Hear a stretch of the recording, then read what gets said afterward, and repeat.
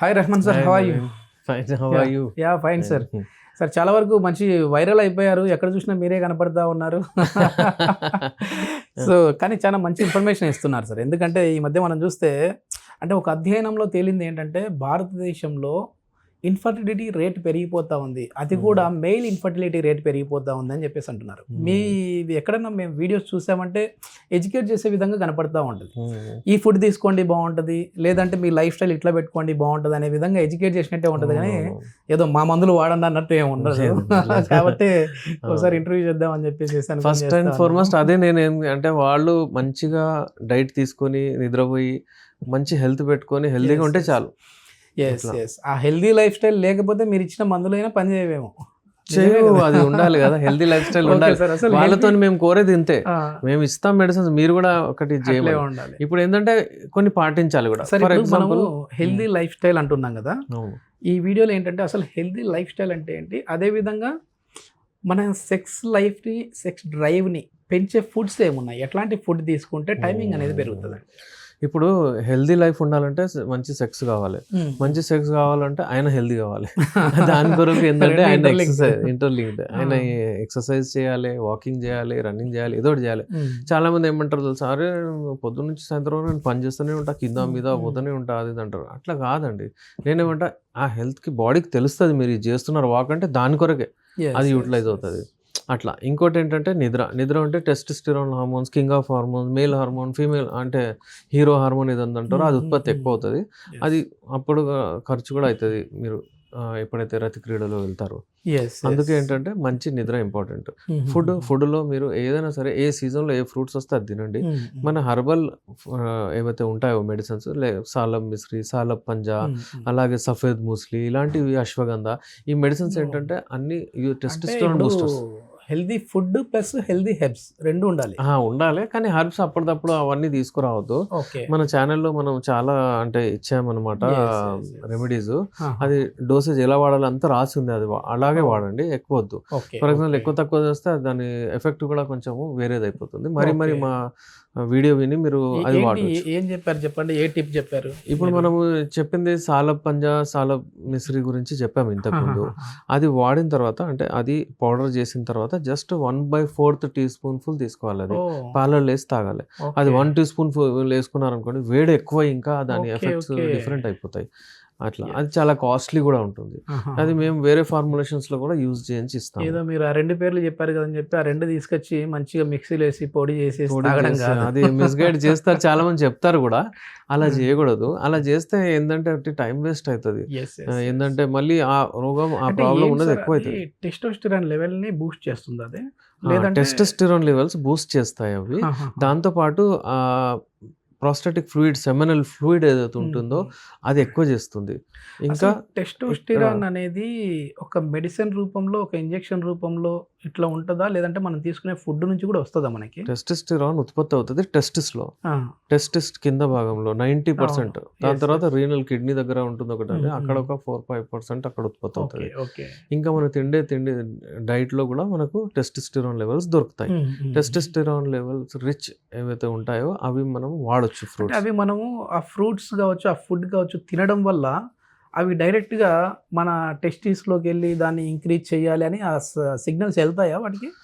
అవును, అలాగే ఉంటుంది కదా. యూజువల్లీ మరి మీరు మంచిగా నిద్రపోతే, మంచి డైట్ తీసుకుంటే టెస్టోస్టెరాన్ ఉత్పత్తి అవుతాయంటే అవి పోయి దాని తర్వాత అక్కడే ఉత్పత్తి అక్కడే అవుతుంది. అది డైరెక్ట్ టెస్టోస్టెరాన్ అదే ఇంజెక్షన్ మీరు చెప్పారు కదా ఇప్పుడు, it is not advisable.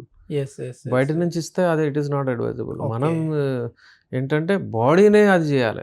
For example diabetes ఉంది, డయాబెటీస్ ఎవరికైనా ఉంటే వాళ్లకు బయట నుంచి ఇన్సులిన్ ఇచ్చేస్తే బాడీకు ఎబిల్ చేయాలి ఇన్సులిన్ ఉత్పత్తి చేసేటట్టు.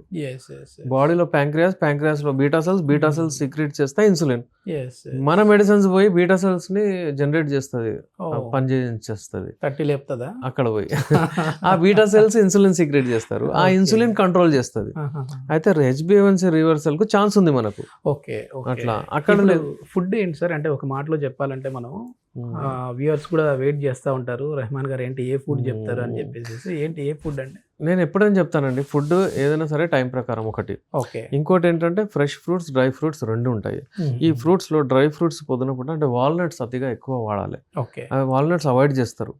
ఓ walnut seminal fluid, semen quantity కూడా పెంచుతుంది, స్పర్మ్ క్వాంటిటీ కూడా పెరుగుతుంది.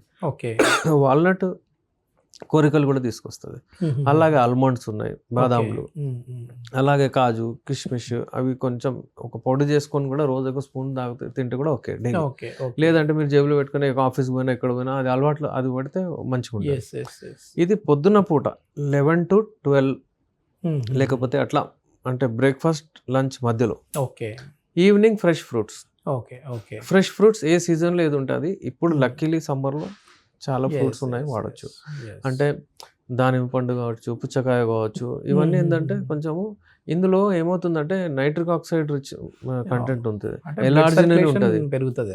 ఎస్, ఎలార్జినిన్ ఉంటుంది. అది పోయి ఏం చేస్తుంది అంటే నైట్రిక్ ఆక్సైడ్ ఎక్కువ చేస్తుంది. నైట్రిక్ ఆక్సైడ్ ఎక్కువ చేస్తే బ్లడ్ డైలేట్ అవుతాయి, బ్లడ్ వెజల్స్ డైలేట్ అవుతాయి, బ్లడ్ రష్ అయ్యి వస్తుంది.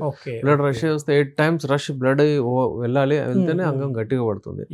ఈ ప్రాసెస్ అంతా నడవాలంటే హెల్దీ ఫుడ్ ఇవే ఉంటాయి. పెద్ద అది మళ్ళీ రాసుకొని డైట్ చార్ట్ ఫాలో అవడం. ఒకవేళ మేము ఇవన్నీ ఫాలో అయ్యాం సార్, మాకు మీరు చెప్పిన హెల్దీ ఫుడ్స్ తీసుకున్నాము, లైఫ్ స్టైల్ మార్చుకున్నాము, అయినప్పటికీ ఇట్లే ప్రాబ్లం ఉంది అనే వాళ్ళకి ఏం చెప్తారు మీరు?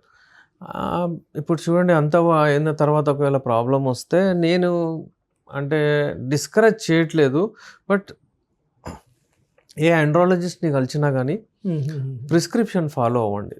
ఓకే. ఆండ్రాలజిస్ట్ దగ్గర వెళ్తారు, అలోపతిక్లో ఏం చేస్తారంటే వీళ్ళు ఇమీడియట్లీ రాంగ్ స్టెప్ వేసి మెడికల్ హాల్కి వెళ్తారు, బిల్లులు తీసుకుంటారు, యూజ్ చేస్తారు. 24 years, 25 years, 28 years అబ్బాయి కూడా అలా చేస్తాడు. పోయి 34, 35లో అస్సలు రాదు ఆయనకు. అప్పుడు మళ్ళీ ఇంకా చాలా ఫర్దర్ స్టెప్ అంటే అది రాడ్ వేయించుకోవడము, ఇంప్లాంట్ వేయించుకోవడం, అవన్నీ ఉంటాయి. సో బెటర్ ఆర్గానిక్, నేచురల్ వెళ్తాయి. ఒక్కొక్క సిస్టమ్కి ఒక్కొక్కటి ఫేమస్ ఉంది. ఒక్కొక్క సిస్టమ్ యునానీలో మెయిన్ ఫేమస్ దీనికైనా, యునానీకి లైంగిక సమస్యకి ది బెస్ట్ మెడిసిన్స్ ఉన్నాయి. అపార్ట్ ఫ్రమ్ దట్ పారాలిసిస్ అది ఇది దానికి కూడా చాలా మంచి మెడిసిన్స్ ఉన్నాయి, స్కిన్కి కూడా ఉన్నాయి.